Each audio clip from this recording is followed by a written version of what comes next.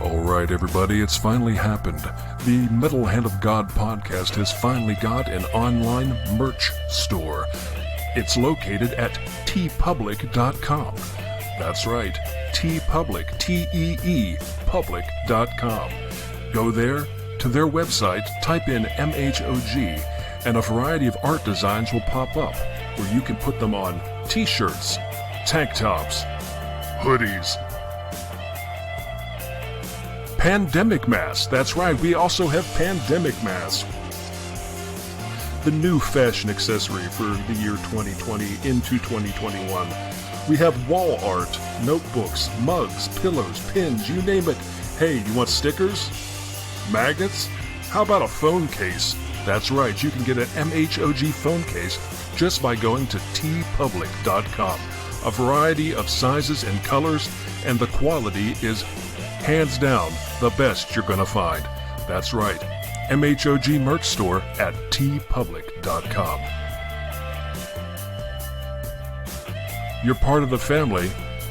Might as well really be part of the family and grab yourself an MHOG tee at teepublic.com. Thanks for listening to the MHOG podcast and for all your support through the years. We want to see those t-shirts outside, so go to TeePublic, order your MHOG merch today.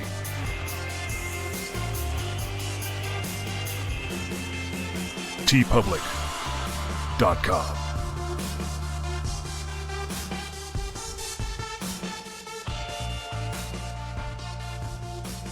Give them nothing, but take from them everything.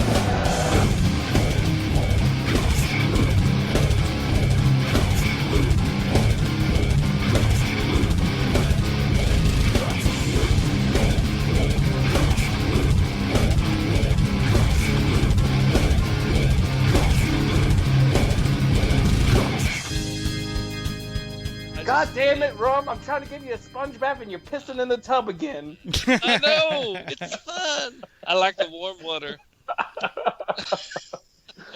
Well, this is so interesting. And welcome back to the Metal Hand of God podcast. I am your host, Wade. And you know that fine gentleman obviously pissing in the tub as... I am the Rum Guy, and I just peed. Whee! And today we have one of our very good friends, artist, dancer, hot plate maker, Mr. Travis Hymel, on the show today. Hello. It's good to be back. It's been a while. It's been a decade. Yeah. It's been 10 billion years. Yes, it has. It's been Almost. too long, man. So what's Well, going you know, on? like Skype keeps track of like the last time you could see group calls, and Yeah. the last time I saw one was like 2015. No, there's no way it's been that long. Wayne, I haven't seen you in person. You won't remember this, but one time when I was visiting in New Orleans, I was on Jeff Highway and driving with Jasmine in the car. Yes. And all of a sudden I heard a honking. I was like, "What asshole's fucking honking?" I didn't get out. I looked over and it's you waving at me. I do remember that. Because I turned around, I was like, "Who the fuck is honking at me?" Oh, it's Wayne. Who do I know that's gonna be blowing the horn at me? What assholes? Yeah. So you were in Colorado, you mentioned. Yeah. So funny enough, the last time you guys did talk to me, I was living in hell, also known as California. Yes. So I was there, and Jasmine, Unicorn, is what she was called on the show before. She got a job out here, and I want to say 2018, at the start of 2018, we moved out here, and we've been loving it ever since we've been here. Wow, That's nice. great, dude. Yeah, it's one of the most beautiful places I've ever lived. Everybody is so nice. It's the complete opposite compared to Northern California, around like San Francisco and such, where I live. So it's completely different. Everyone's so nice, very generous. They're just giving each other COVID without asking. Over there. Yeah. Oh no. Man, we take it so serious. Colorado takes it so serious out here. It's ridiculous. That's good though. Yeah. Well, it may be. I was gonna say maybe they're nice and compliant just because they're the amount. I said it earlier. It's something like the amount of breweries and dispensaries that are out here are ridiculous. Sure. I literally, within walking distance, I have 3 breweries in walking distance to me and 4 dispensaries. Wow. Yeah, it's really good bragging. It's really good bragging rights. How big's your house? Can I move in? I have the basement. Oh, geez, that sounds amazing. But that's cool. I'm glad you're enjoying it, though. I mean, Colorado it's beautiful. It's a beautiful state. Yeah, it's been incredible to live out here. I am not usually the first person to want to go on a hike, but I do go on hikes out here. Even if my wife is going to the brewery is not a hike. Oh, no, that's the reward after. Oh, okay. That's the reward after. So, we'll usually go do that, come back, maybe go to a brewery that's nearby. It's a good excuse to go to one. Sure. You feel like you've earned your beard. Yeah. Yeah, no shit. And then piss it all right out. Yeah. It's a whole pee podcast right now. That's too right. We start out with urine and we end up in the story with urine. Who knows what else urine we'll be getting into? Yeah, well, is that the theme? Is this gonna be the name of the podcast? It's gonna be a Travis Hymel and his urine. water sports. Yeah, there you go. Yeah, water sports and Travis Hymel. It's the golden combination. Oh, literally. Like, yeah. And my kid's screaming in the bathroom, "Keep it metal." Oh. Is he also peeing in the tub, yelling, "Keep it metal"? Is that what it is? No, he was just he's using the bathroom and he's like screaming. He hears me, and he keeps going, "Keep it metal." I'm like, no, not yet. It's the end. When we get to the end, then he's gonna start shouting, "I learned it from you, Dad." Yeah, pretty much. Yeah, pretty much. Yeah, my shit turned off. Sorry about that. I actually left the conversation. Your shit turned off. Oh, terrible. Terrible. I was asking. That happens when you get to a certain age. It does. You're there. You said you were getting some of the smoke from those fires. Yeah. So there's a bunch of wildfires going on, and even we even got smoke from California from their wildfires, just the way that these weird systems are going. But anyway, that I know that probably sounds boring, but what's like creepy about it here is like I'll walk out and just be like, it's red, like the sky is red, and then ash falling down. So I was like, oh, cool, the apocalypse. Yeah, that's now you know what the people of Pompeii felt like. Yeah. Is this death? As I'm like. I mean, are they getting it under control at all, or is it just still raging? It's not really under control. I have a feeling some of the colder weather might help, and if snow starts to come in early, it could help, but I really don't know. It's just par for the course for 2020, boys. That's all that is to it. But I'm indoors most of the time though, and it's like the only time I go out is really to walk the dog lately. And go on walks with the unicorn. That's about it. Nice. You're not into the skiing or anything? Snowboarding? I'm not into falling on my ass. Well, that's kind of a big thing up there, isn't it? A lot of people like what, falling? Skiing and stuff. I always wanted to ski up there. There's a lot of nice ski resorts. I always wanted to try it at least once. Snowboarding, I'd love to try. I love it. I absolutely love it. Really? Well, I haven't tried it. Yep. Unicorn's into snowboarding. Nice, and her lesbicorn, my sister-in-law. Lesbicorn. That is the most beautiful thing I've ever heard. It sounds like a gay marzipan candy. Right. Well, that's as close. Well, actually, that's pretty good description, Rum. That's actually really good. That's about maybe the complexion too, I guess. Lesbicorn, nice. Lesbicorn comes out. There's because there's 3 of them. There's unicorn, lesbicorn, and sistercorn. Nice. Sistercorn doesn't get anything regular. She's not that special. She's just not a special person. Yeah, all right, I got you. Oh wow. Poor sistercorn. Always getting left out. Actually, right before COVID hit. We went up to the mountains and they skied, and I was like, okay, you guys have fun. I just like ate and drew because I did have some work to get done. So I was just like enjoying the town, I went on some museum stuff. They're doing all the actual fun stuff and the more interesting things. And then when they come back, I'm like, oh yeah, you guys look very tired. You want to go get hammered? Right, yeah. It's like y'all did all the cool shit. I went and read. Yeah, that's essentially. I was drawing at the time. I was drawing stuff for Full Moon's comic, which I don't know whenever it's gonna come out because everything is fucked right now. Yeah. But there was an indie book that they were putting out. Awesome. And I was working on it at the time, so I was getting stuff done. So I felt like I was productive during that time. But I was like, I still would rather do this than go skiing. Right.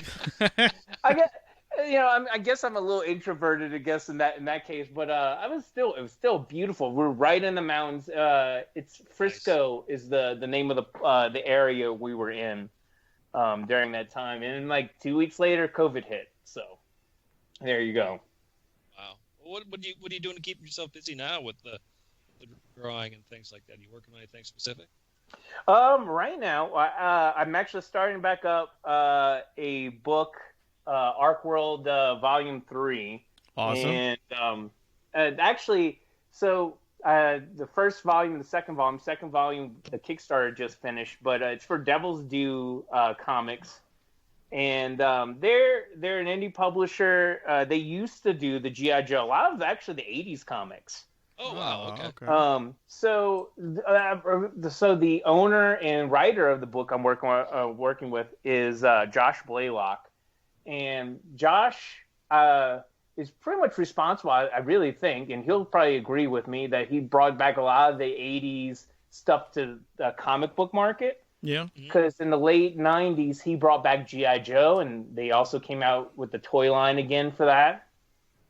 And nice. I know after that he started doing like Voltron, like anything 80s, like for a little bit. Like I think they did Transformers for a little bit before the license transferred, Micronauts, and so he has a lot of experience with these franchises and different licenses. But this is his own creation. Arc World is what I'm referring to.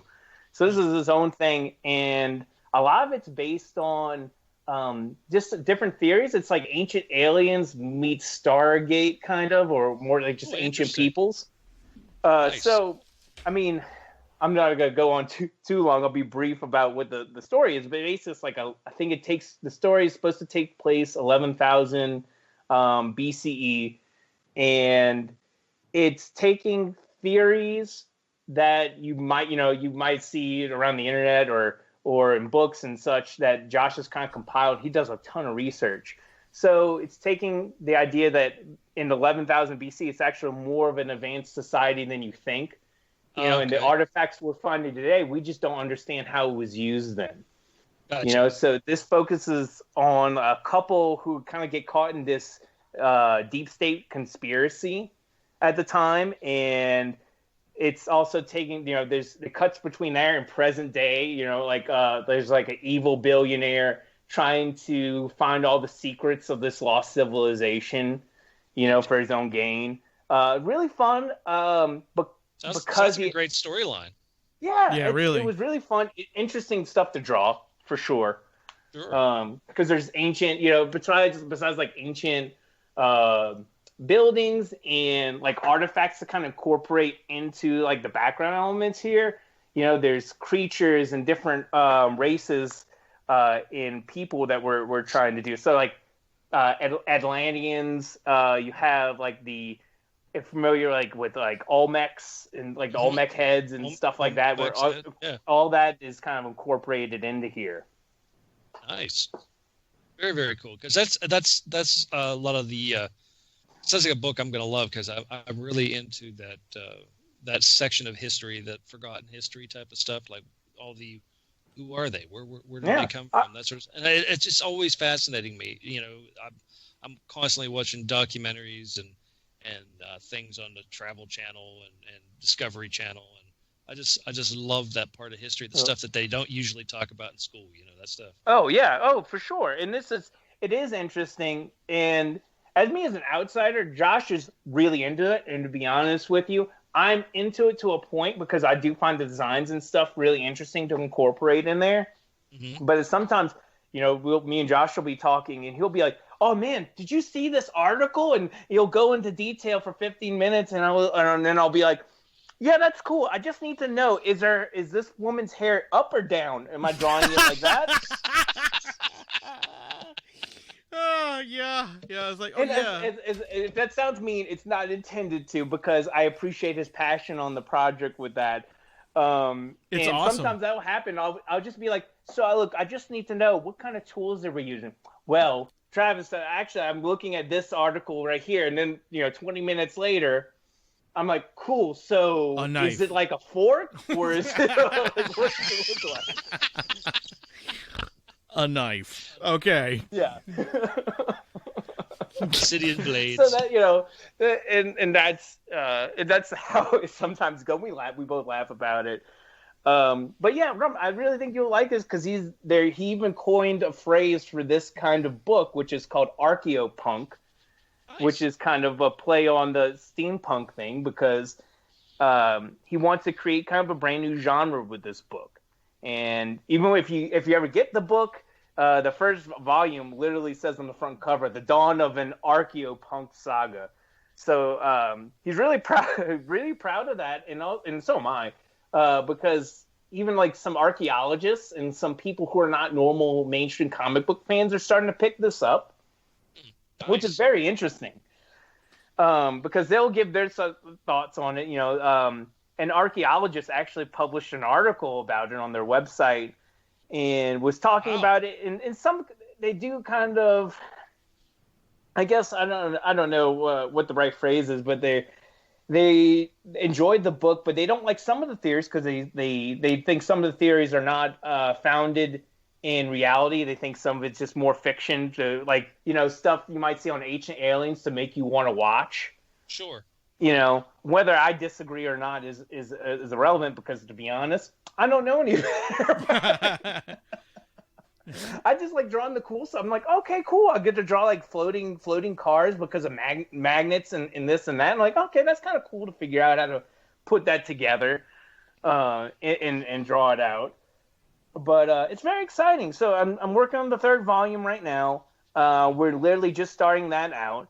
Volume 1 is out in stores, and if you're in the New Orleans area, I'm not 100%, but I think BSI still has copies of ArcWorld. Oh, okay. Available. If not, they can order you one. I know it went to second printing for the first volume, and volume 2 should be out sometime in November. I don't know if the date, it will be November 18th. It might get pushed back because of just different circumstances from COVID to printing, because this COVID has affected printing time and stuff like that. So it might be longer than what we wanted to for when this comes out for the second volume. Freaking pandemic. Oh no, God. It's ruining everything. I know. In the third volume, in the third installment, is all your characters wearing masks? I actually asked some of that. I was like, I said, please don't let us draw in stuff. Which is funny to say, because I don't know about you guys, but when I've watched TV and movies lately, I kind of get slightly upset at people for not wearing masks, and I'm like, wait, what the hell am I? I'm doing the same thing. I'm like, what are they? Hey, they're not 6 feet apart. That's usually when I'm watching the news. I'm like, what are they doing? That's not social distancing, you bastard. Yeah, it's like watching. I was watching Chuck. If you guys know the TV show from Chuck. Oh yeah, I love the show. Yeah, they're in the store. I'm like, no one in the store is wearing a mask. What fucking madness is this? They don't know they could be breathing. Well, I just want to say that was a long time ago. Exactly. Yeah, that's also the same thing too. I'm like, oh, this was yeah. Oh yeah. I think it's really cool though. He's coining this term. This yeah, it's a new thing. Archaeopunk. Is it archaeopunk? Archeo. Like archaeology, but just add punk on the end of that. I really dig. Have you ever personally tried to coin a term, or you ever tried to make a word popular, like it was hip or something cool? What did you do? Tell me your word. So it actually correlates to something out here with Colorado, or it goes along with something. So I am not the biggest pothead or smoker or anything like that. Even my younger days. But out here, I was F it, I'm gonna try it. Yeah, but I discovered I really don't care for smoking, but I do enjoy edibles. Okay. And for me, the first time I ever did edibles was out here, and I kind of coined the term when I take an edible, it's werewolf time. Oh, okay. So you changed. Because, yeah, exactly. Because when you take one, and funny enough, Buck Lightning had come out to Colorado, and he had an edible, but his was very weak. We didn't know it at the time. But when he took it and popped it into his mouth, he was like, all right, here I go. And he did it, and he kind of almost looked around to see if there was a difference. Yeah. And there was, it doesn't work like that. And even I thought that. It takes about, depending on what you're, if you probably ate anything, it can be 45 minutes to a couple hours before they kick in. Yeah. Yeah. So it's got to get digestion through it and everything. Yeah. Yeah. And the reason I call it werewolf time though is because if you remember the classic movie that is an American Werewolf in London, after he gets scratched, he's he sees his buddy you're gonna turn into a werewolf, dude. He's like, no, I'm not gonna turn into a werewolf. And then the night comes that the moon starts to come out. And he's kind of looking in the mirror, fucking with himself. And all of a sudden, when the moon comes out, starts screaming and turning into a werewolf. That is what I associate when you take an edible. You're just waiting, when am I gonna? Oh shit! And then you become a werewolf. That's genius. I like that. That's very, very creative. What about you, Wayne? Have you ever done it? Have you ever tried to coin a term? No. A name? No. I thought everybody did that. No. I mean, if you want to coin any kind of term, we have the name, the Metal Hand of God. We've been trying to fucking coin for 10 years. Oh, we've got that down. But I meant like an everyday. No, not really. Not really, man. No. Wait, so MHOG isn't slang for metal penis? Sometimes. Yeah, sometimes you don't want to. What pants I'm wearing. Yeah, sometimes depends. Depends on who's using it, bruh. Come on. See, I was trying to coin a term. My word was Buddhamize. Okay. Explain, please. Buddhamize, I put it in one of our songs in our band at the time. I was like, and they're like, man, these are real. And then he's reading the lyrics, goes, what the fuck is Buddhamize? I said, man, I'm going to make this catch. It's going to catch on. And so anytime someone tries to push Buddhism on you, for some reason, Buddhism was really big in Savannah. Everybody was like, you should become a Buddhist. Wait, are you trying to say there's door-to-door Buddhists who go can I talk about you by my Lord and Savior Buddha? Buddha, yes, they were everywhere. All these little hippie groups with their Buddhism, and they come at me, and I'd be like, don't you Buddhamize me, man. I don't have time for this today. And I'd walk past them, and I said, Buddhamize. That's the word. I almost want to say you're full of shit, but I can kind of believe this. Right? Yes. Right? Man, yeah, I'm not, anything else is fine. Just don't Buddhamize me. Buddhamize. Okay. Buddha. I have a friend that swore up and down, and I told him he was full of shit too, but he swore up and down that he was the guy who coined the terms. That's what she said. And I was like, get the fuck out of here. Yeah, dude, I've been saying that since we were in, high school. I was like, I don't believe this. I don't believe that your trend took over the entire world, dude. You should have copyrighted it because you would be making a lot of money now. Hey, I'm the one that came up with Behind the Bush. I don't. Oh boy. Behind the bush? That's even a thing. I don't. Yeah, remember the old jokes? No. We don't remember that. Old jokes is probably just because of how old you are, right? Well, they're old, but from the 1990s. I don't know Behind the Bush. Okay, well then I'm not going to get into it because that's a whole. Is that like eating pussy? Like you get behind the bush? Yes. Everything was behind the bush, I almost think he's just yes-anding me just to be like, yeah, sure. Shut up, kid. I gotta get this on. No one knows what this means. Be quiet, motherfucker. Stop bringing it up. I mean, that's almost like, well, I never, in terms of phrases, that's like, I never understood the phrase during high school what skeet meant. And I thought that was just like a normal thing that would be like, oh yeah, you go to the movies Friday? Yeah, I'll be there. Skeet skeet. Like, okay, cool, I'll be there. Who the fuck says that? That is the weirdest. Oh, your mom made us sandwiches? Skeet skeet. See, I never heard skeet skeet because the only time I ever heard it was in Little John's song. That's where that's where it's from. As a dumb white kid who doesn't know any better, you're like, I'm just like, oh, skeet skeet, that sounds cool. Why don't you say that? You know, nerdy white kid who doesn't know any better. Like, I knew it was popular. Like, your fucking mom's gonna be like, hey, you know, it's time to go. We're gonna go to the zoo. Oh, all right, cool. Skeet skeet, mama. Yeah. Oh, you made my mashed potatoes, dog. Skeet skeet. Yeah. Yeah, God knows how many times I probably used it in the wrong and inappropriate setting. So that's pretty awesome. I had to teach Wayne what googe was. Yeah, I've never heard of that term. What is that? I haven't heard of that. See, either. I'm not the only one. Googe. It's the male taint. Yeah. You mean a gooch? No, a googe. Oh. GE, googe. The General Electric Company? No. it's a real thing. I'm telling you, we've had multiple shows on the googe.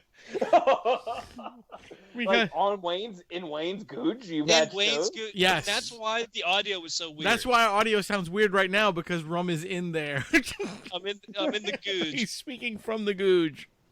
Why do you guys sound like you're behind the bush? Right? Exactly. I mean, skeet skeet. That's what she said. Look at that. We came the whole way around in that conversation. Oh, Jesus, man. That's crazy. That's the real skeet skeet. Yeah, for real, right? Well, Travis, what else you got going on for the rest of this year? You're still drawing on. You're working on that book. You're doing some other stuff. I mean, are you able to get away for? I mean, I know it's travel restrictions and shit like that. Are you able to do something fun that isn't local? I mean, not really. I mean, I will be probably traveling to New Orleans for Christmas, but I don't know for sure. It really, I think we're gonna end up driving down instead of flying there. That would probably be your best bet, dude, due to the fact of how much shit you probably have to go through at the airport. Yeah. Yeah. Well, I don't feel like dealing with it, and it probably would make me and my wife feel more comfortable traveling like that. Yeah, because you wouldn't have to worry about who's sitting next to you. Yeah, well, it's not. It's a long drive, though, isn't it? It's like it's like 20 hours. 20 hours, yeah. And to my wife, though, she's like, "Ooh, we can make stops in Texas at breweries." Ooh, like that. By the way, that's actually how she sounds with the oohs. Ooh. Oh God. But yeah, it'll be about 20 hours, and the reason it kind of makes me probably still feel better, even though we'll probably get out and go places, is that we're gonna stay with my parents, and if I flew, I would probably be more nervous about staying with them. Right, because you don't know what you're bringing into them. Yeah. Exactly. Yeah, I understand. Exactly. But I mean, in the meantime, what we're doing here, we're just kind of finding different things to kind of entertain ourselves, like around the town and stuff. I don't know when they're gonna have it, but like there's a local bar. Like again, everything's almost walking distance for us down the street that does pro wrestling at the bar. Oh, that's awesome. So that's not social distancing. Well, the wrestling isn't, at least, but everyone else, no, they space all the tables out so you can actually social distance like normal, except you're watching a wrestling match. Right. Like, it's really weird how it's set up, because the bar is in a converted Sonic drive-in. Whoa. So yeah, that is bizarre. Yeah, so you know how the Sonic has, like, on both sides, they have, like, a parking lot on each side, like a parking sign on each side of it, right? And then they had a patio in the front. Yeah, so they converted where the kitchen was into the bar area, which is now closed off. They don't allow anyone to go inside there. But they expanded the patio out in the front, so there's tons of seating in the front. And on the left hand, if you were facing it on the left-hand side of it, they converted to a dog park. So usually, Yeah, usually. That's the weird. That's the weirdest about, bar ever. You show up for Yeah. a wrestling match, step in dog shit, and then you get the drink Hey, out man. of the Sonic. First of all, it's a fine if you don't pick it up. Okay. All right, my bad. Keep Colorado clean, dude. Keep Colorado clean. This Anyway, motherfucker, keep Colorado clean. yeah, they have a fenced-in dog park on the left-hand side, and it's actually big enough to put a full wrestling ring inside there. And these guys come out. Actually, funny enough, I don't know if you guys follow wrestling at all, but one of the people that wrestled there, she actually went off to AEW. Oh wow, nice. Fairly recently. I can't think of her name right now, but she's like her shtick is like more like a Living Dead girl kind of thing. So like a zombie, like a creepy appearance. Nice. Really cool. Actually, I really enjoy that because they I guess like this is not their main show when they do that. This Rocky Mountain Pros, the name of the organization, kind of like Wildcat down in right, yeah, down here, yeah. And I laughed my ass off because I think they try out different gimmicks sometimes at this. Because they're like, all right, we have a four-man tag team. You know, first guy out is crazy. You know, I don't know what his name was, but like crazy wild guy, and he comes out and has his face paint. He looks crazy. Goes in, and they introduce like two more regular people, like basic people, and they're like, and now we've got Mop Boy, and a dude comes out in a janitor suit and just with a mop and bucket, and then you're like, whoa, man, I don't know if it could get wild from here. And then I don't know what this guy's name was. And then they're like, here comes the band leader. And it's the guy in a full marching band outfit playing the trumpet. Get the fuck out of here, dude. I'm sorry, the trombone to the ring. Played it. And then got up on the ropes and said, what do you guys want me to play? And then we shouted out Wonderwall. And he started playing Wonderwall. Get the fuck out of here, man. Dude, and like he stopped after because he started playing it and we were all impressed. He's like, I fucking love you guys because he didn't actually participate. Like he's like, what do you want me to play? Some asshole in the back was like, Wonderwall, and we started chanting Wonderwall, and sure enough, one of the best wrestling matches I've ever seen, by the way. That's amazing, that is dude. So cool, man. Yeah. So really cool.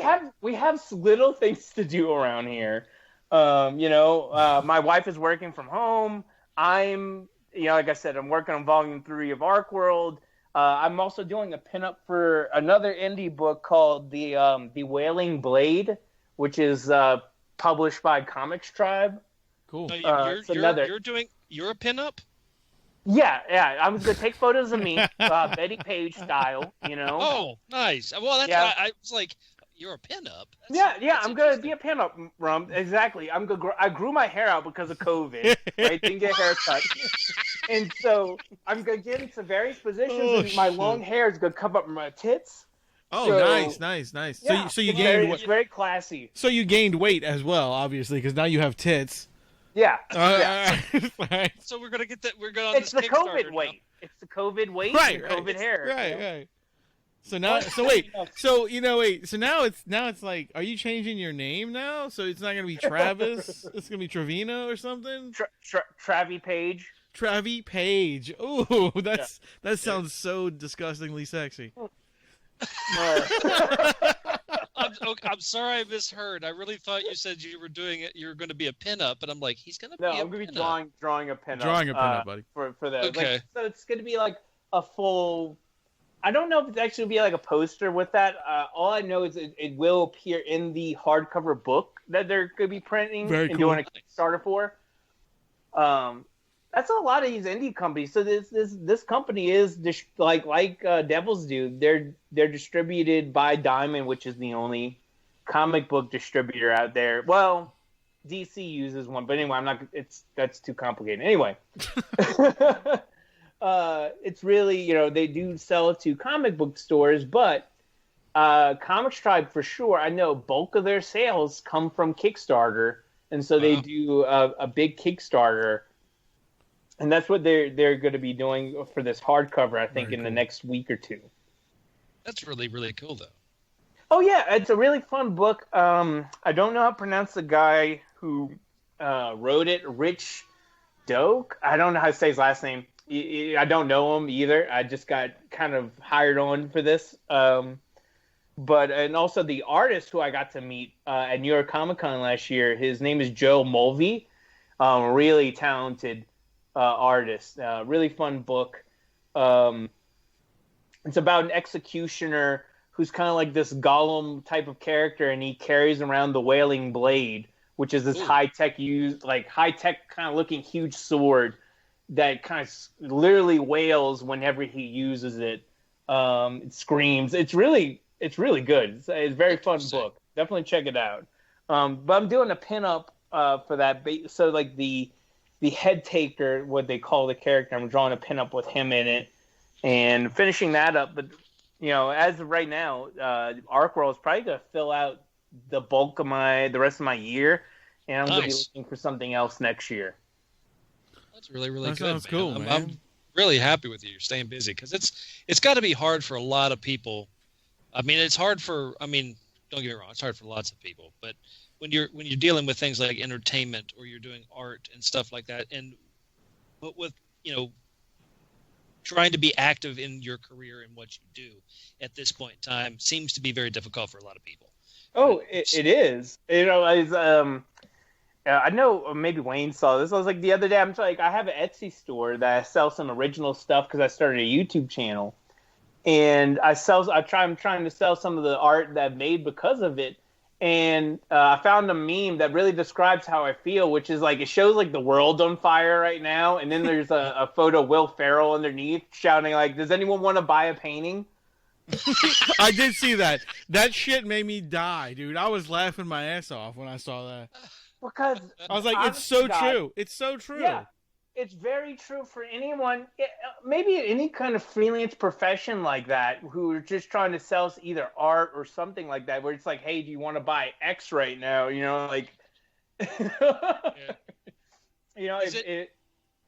Sorry, go ahead. I was going to say, have you you've been talking obviously to some other artists and stuff. I mean, you're in that classification where a lot of people don't think that this type of thing is really going to affect you as much, but it really does, because like you said, you've got skeleton crews that are working, trying to put books out and distribution, and that puts a hold on stuff and slows shit down, and you trying to stay active and keep in with these companies. I mean, that's a lot of work, and to constantly having to do it. You have to constantly be putting yourself out there to try to grab that job and grab that stuff. Like you said, freelance, it's hard, hard work. It really is. I mean, you have to really, to be in that type of profession, really have to take that leap of faith to trust in yourself to be able to do it.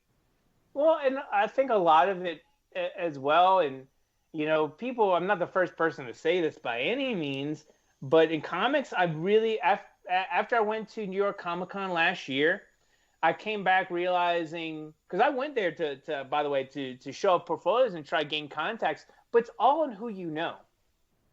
And again, I know it's nothing new, because in comics, if you ever go to a con, there's a lot of like breaking in style panels about how to break into comics, and you'll hear various ways and this and that.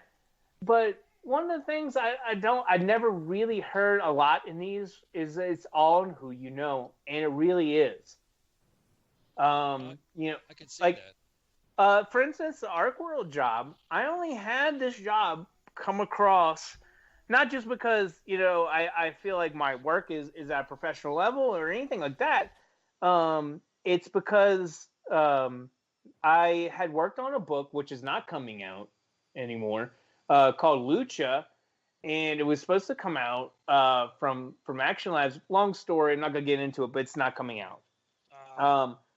But the writer in there apparently got approached by someone from Devil's Due, because the book because it's called Lucha, it obviously has some wrestling stuff in there. Yeah. And I think someone at Devil's Due was like, hey, do you guys know anyone that was working on anything wrestling related? Because we want to do a wrestling story in this anthology book. And they're like, oh, I think this writer guy is working on something. And then he put me in touch with them. And so I did Now, I know this is probably going to polarize a lot of people. I did work on an anthology for Alexandria Ocasio-Cortez in the freshman force. So I had a story in there, and that was my first work where devils do. Nice. And yeah, and it is very polarizing because to be honest, I'm not a big fan of her. But you know what I'm a fan of? Money. That always helps, yeah. Yeah, because I'm not gonna name people, but there's a few mutual friends we have that were shocked that I took it. I was like, hey, they showed me the money, buddy. I'm good. Yeah. Especially at this, I mean, you've got to keep that in perspective. I mean, yeah, it's great to have, in no matter what you do, if you have standards and you have, this is me, and you want to stay true to you. But at the end of the day, the lights have to stay on. Yeah, I even talked to Buck Adam about it because he's my Yoda, Yes, yeah. And I talked to him, and actually surprisingly he was like, "Oh, fucking take it." Yeah, I mean, dude, I would. I just said the same thing, bro. Yeah, and so because of that, I did one more anthology because they did a Bernie book. And by the way, I should mention, even though people probably hated that Alexandria Ocasio-Cortez book, it sold very well for an independent, incredibly well, Right. So surprisingly well. For an $8, it was an $8 book, and they sold very well. And then we did a Bernie book, and apparently Bernie Sanders isn't controversial enough, but it didn't do as well as the other book. But after that, this was right after I found out that probably Lucha was not happening anymore. But after I did pretty much 4 issues, and again, all the art was done. It's just not coming out due to things that the writer did. He did some unpleasant things, and so essentially, I think the publisher chose not to print the book anymore. Nice. That sucks. No. That sucks bad. Yeah. So I got in touch with Josh, who I wasn't working directly with on those anthology books, but I still had to send him stuff any sketches. He still had editorial approval on a lot of stuff. Right. So he was like, "Oh, actually, I have this book, Arc World, I've been wanting to get off the ground," and that's how I got in with that. And that's what I mean by long-windedly. It's all on who you know. Also, the Full Moon book I mentioned, I met the writer at New York Comic Con, and we stood in line together, actually. I met him at his own table because he was selling some books, but we ended up talking more in line at IDW's booth because I don't know if you guys are familiar with Lock and Key. Oh, yeah. Yeah. So Joe Hill and Gabriel Rodriguez, the artist for the book, were going to be there doing a signing. So we were just kind of hanging out in the line, talking. And then after that, there was something that came up on social media. I think he was looking for an artist, and he didn't think I was a good fit for that. But then we ended up doing something for the Full Moon book. That's very cool. And also this pinup that I'm doing for Wailing Blade, I was on the guy's podcast before. Oh, nice, dude. There you go. Yeah. So you keep doing. Obviously, you want to make sure you're doing good work, and right. I'm not gonna say always strive to do good work because it's gonna sound like it's just really who you know. You don't have to be good. You still have to have. You still have to have the good work. Yeah. Yeah. I mean, you've by this time. I mean, you've honed your craft. I mean, yeah. If you hadn't done that and put the time in and everybody would love to be a complete savant, when they I can pick up a pen, I can look, I just copied the Mona Lisa, look how beautiful. It's beautiful. Yeah, you have to, you got to put the time in, you got to put the work in, and I'm sure when you first started, maybe I'm wrong, maybe you knew exactly where you wanted to be with your art right out of the gate, but a lot of times it takes people a bit of trial and error to figure out what is my style, that sort of thing. And you've definitely got your own style now, which I think is great. I mean, that does set you apart. Oh, yeah. I really think it's actually changing. It'll change from book to book, to be honest with you, because I'm not doing it necessarily on purpose. With art, I always like trying new techniques and new stuff, or, I like to look at a lot of different art books from different styles of artists, and I like kind of like trying different things, and not necessarily just straight up lifting what they're doing, but I like being influenced as a normal artist would be by other professionals. And for volume 2, my art I think is at the best it's at right now. So not that I'm embarrassed of volume 1 or anything. It's good, but there's like, if I flip through it, I don't know if you guys feel this, if you ever listen to your own podcast back and you're like, oh, we could have done X better, even though it's probably great. All the time. Every 5 minutes. And I know you should have heard us when we first started. Yeah. Oh, yeah. I have. Yeah, he's heard the first wave of garbage. I mean, shows. Yeah. But no, you guys could probably understand, even from the music background of it. You might have thought, it's like, oh man, this is great. What I'm doing right now is great.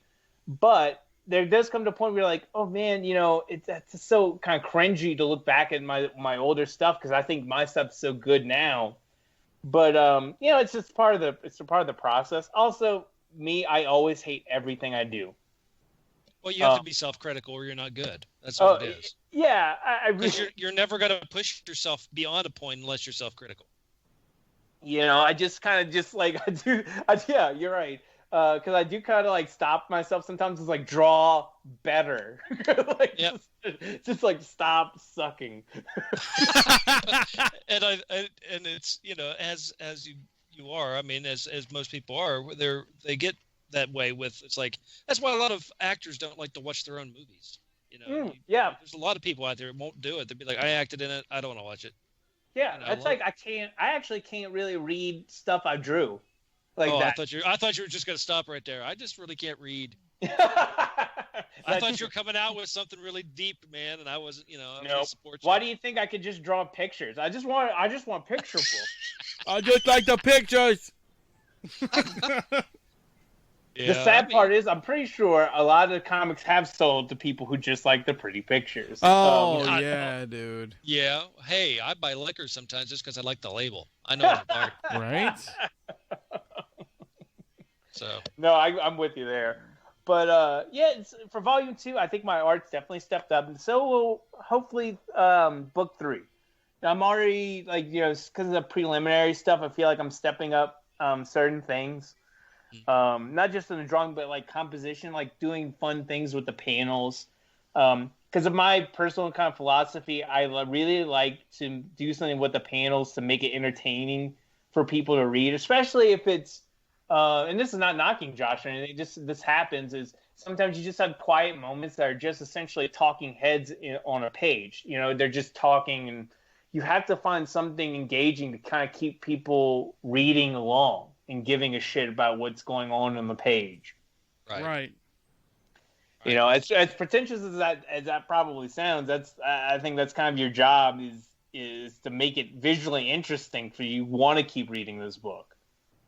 Well, I think that makes perfect sense. I mean, you have to push the progression with the art to go along, and it has to make you want to turn that page. I mean, you want to leave. It's you're drawing actors. What you're doing. I mean, it's exactly what you're doing. The unseen actors you're putting on paper, and you have to keep the actors engaging. Oh no, for sure, you're 100% right. And it is when you are drawing, it's like it is like making your characters, when you draw them, it's making them act and react to stuff.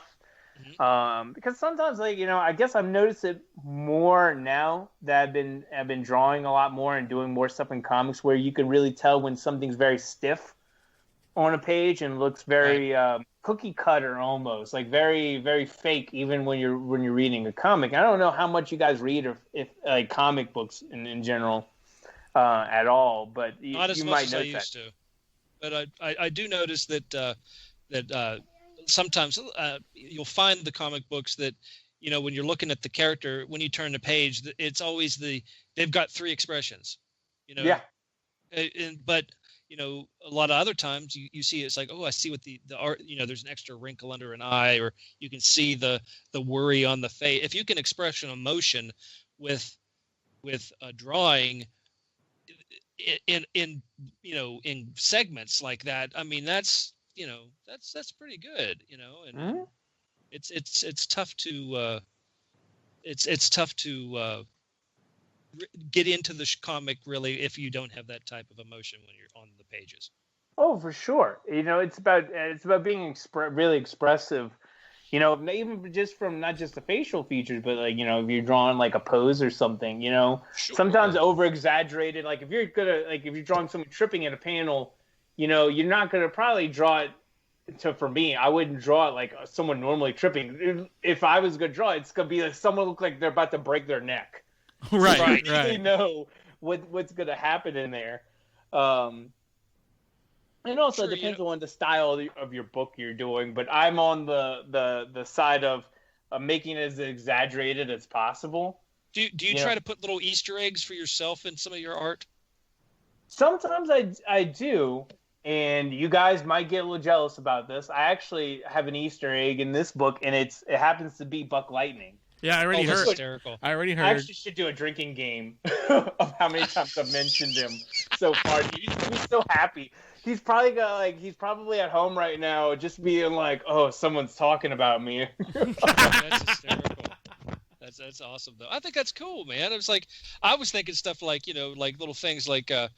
You have the pretty lady superhero or whatever walk into the room, and the guy in the superhero tights, his on the next page, his tights are a little tighter. Oh, not that kind of Easter egg. That's more of an Easter bulge. That's an Easter egg hunt. yeah, for real. Oh, he is risen, if you know what I mean. Yeah. Got a He little. was a bake. He got a little religious there, right there. Yeah. No, it's not just that. It's funny because I was referring to an erection, Wayne. I'm just making sure you understand. Oh. It's funny because risen really... also could be like an erection. Damn, I didn't know you were talking about that. That's even more funny. Thank you. Thank you for clearing that up. Usually it's located above the googe. Above the googe. Above the googe. Yeah, just to let you know. Here we go. Back to the fucking googe again. Have you ever? I got another question. I need to ask you because I never got to ask you that. Have you ever made a comic love wife? to Adam? Actually, it's interesting you love that. It's actually interesting you said that because I never actually. You know what? Yes. In two different circumstances. So for our wedding invitations, I actually drew a comic book-esque page, and that was our invitation. Oh, nice. Now, I was going to say, I know there was one there. I knew that one. Yeah.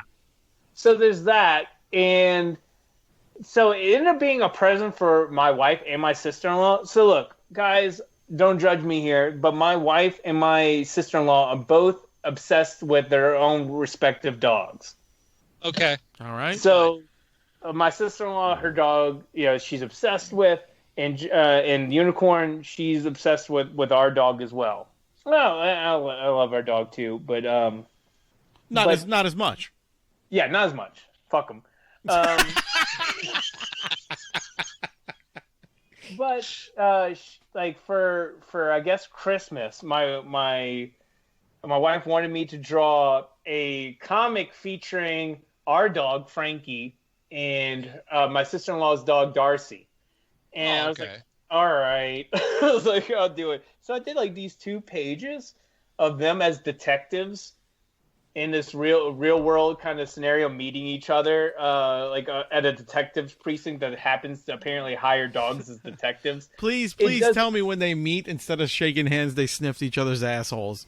No, but like, because that would have been incredible. It's almost like an exaggerated 80s cop movie thing where like it starts out where the police chief is yelling at someone off camera, and then the camera turns and it reveals it's one of the dogs. That's great. And it's like, you're a loose cannon. I can't believe what you did in the last blah blah blah. There's so much collateral damage, and it turns out it's just those stupid dogs, just sitting there staring at the. at the police guy. So That's then, awesome. then it's like, I'm gonna partner you up, and they both walk to the office door, and he opens up the office door to reveal like my dog Frankie. It's like, this is your partner, and he's like pissing all over the office table, the office desk. That's great. And then like the last line is like, while he's pissing, is like, yeah, I'm not impressed with him either. And then that's the end of the comic. That's awesome, though. I like it. So yeah, I've done stuff like that. I might have to do it again this year. Not by choice. I think you need to do one of your wife as a unicorn. Yeah, that'd Do be a cool. whole unicorn thing, a whole thing, and make it just completely. It's all like Look, crazy I'm not into violence. horses. Cupcake. I'm not into Yeah. bestiality. Dude. I don't want it. I don't want that. I don't want that mental image. The It's whole- hard Just enough make saying it the nickname. crazy. She can like her thing is she creates like these magical cupcakes and she Yeah. I don't know, it's unicorn shit, whatever. Yeah, lift the tail, grab the mane. Yeah, I know what you're talking about, Rum. Well, You're it was horrible. fun. I thought it'd be a nice Christmas gift. You know what? She wouldn't expect it. Put it in her stocking. I mean the comic. Yeah. Yeah, stuff some stocking. Oh Boy, this. well, that went Yeah, went weird. It did, but that's all on you.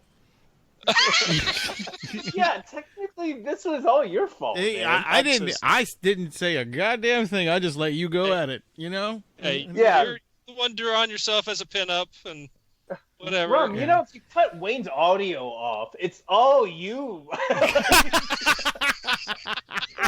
like Rum probably goes away like, man, those guys talk a bunch of really random shit. I can't believe they said this on there. Right. It's crazy, man. I'm sorry. No, it's okay. It's okay. He deserved. No, Travis Rum, deserved I hate it. to say this in front of Wayne, but you are the best part of the show. Wow. Thanks, Travis. And ladies and gentlemen, this is the last time Travis will be on this show ever. Don't get too excited though for both of y'all, because if Buck was still on here, I'd tell you he's my favorite. Well, that's okay. That's all right. He was everybody's favorite. Who cares? Yeah. What's funny is it's just a bunch of dudes' favorites and not chicks. That's awesome. Exactly. It's just a bunch of guys. You know, it's all right. No big deal. I don't care whose favorite's who.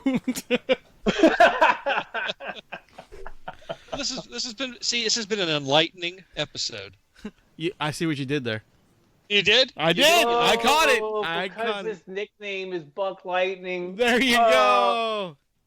Oh, okay. Oh. Hey, see, that was good. You know, the name of this episode is going to be Travis Hymel talks about his girlfriend, and it's going to be Adam.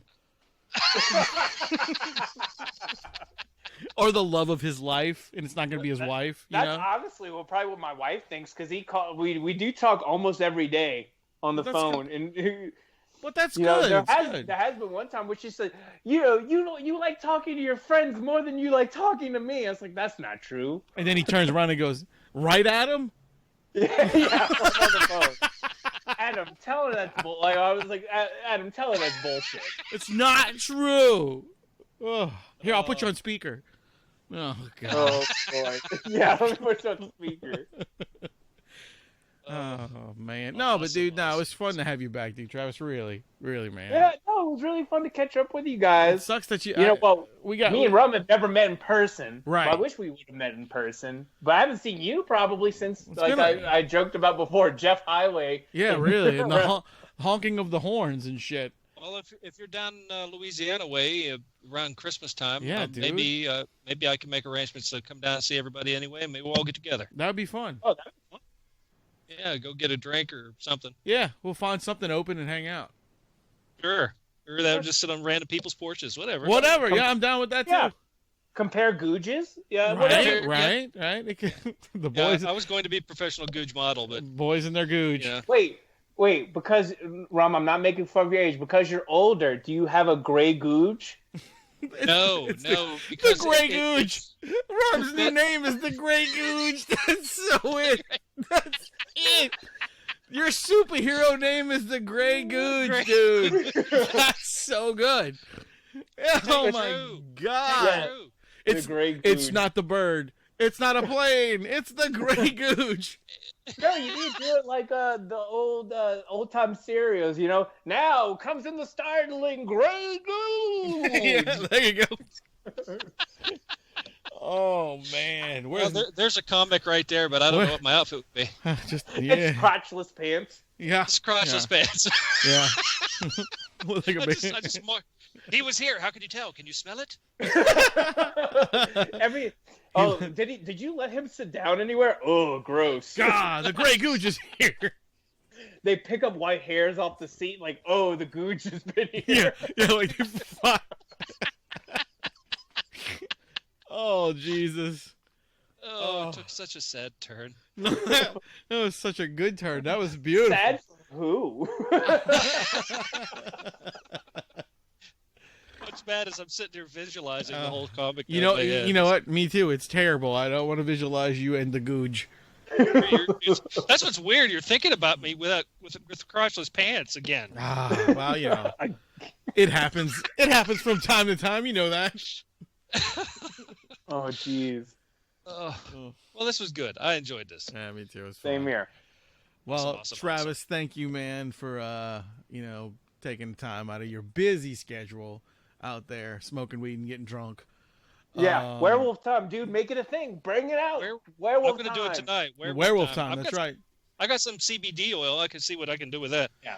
My wife and Adam will both be like, it's not going to be a thing. It's going to be a thing, God damn it. We'll help you. I'm going to make it a thing. We'll help you. Werewolf time. That's it. Yeah, werewolf time. We're gonna start pushing the werewolf time thing on the show. You know, if I have to make my own shitty comic about werewolf time, I will. That's right. Let's fucking do it, dude. Why not? We'll put it in the episode name. That way it's there at least. Yeah. Travis email and werewolf time. That's exactly werewolf googe. Werewolf, the googe of the werewolf. Yeah, actually, that's pretty good. Yeah. See. That's like a Hammer film. Yeah, it probably it would be a Hammer film. Jeez. No, but I appreciate it.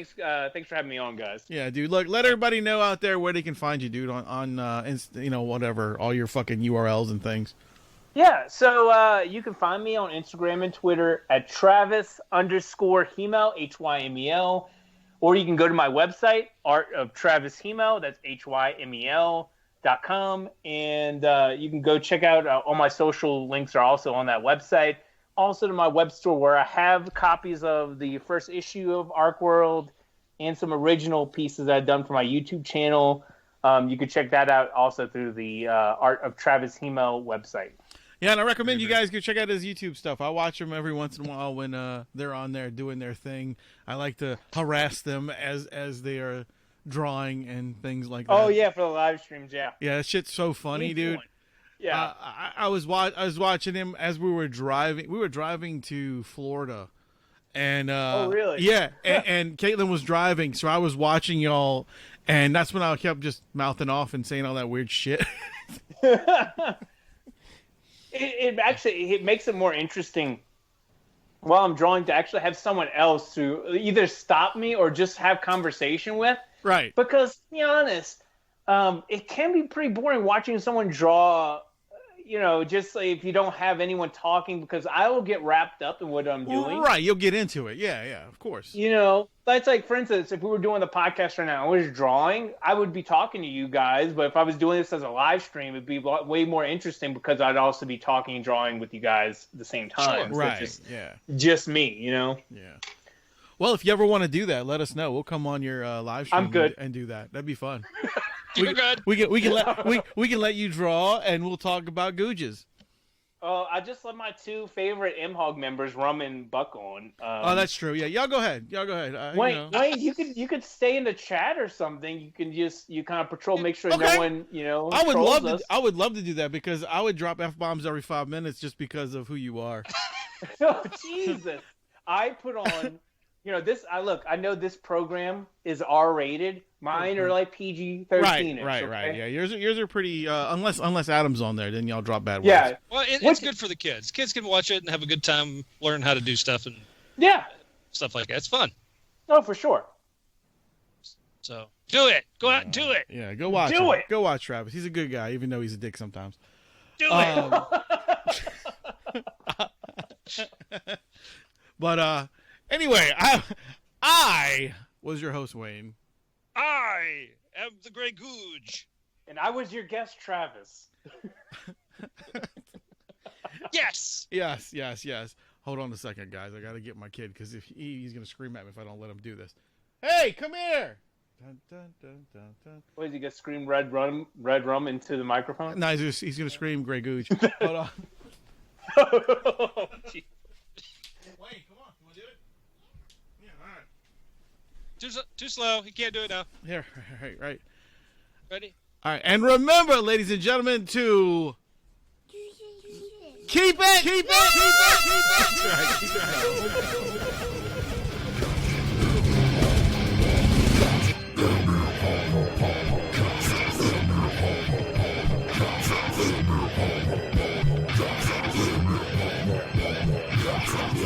Adieu, parting is such sweet sorrow. Go ahead and run.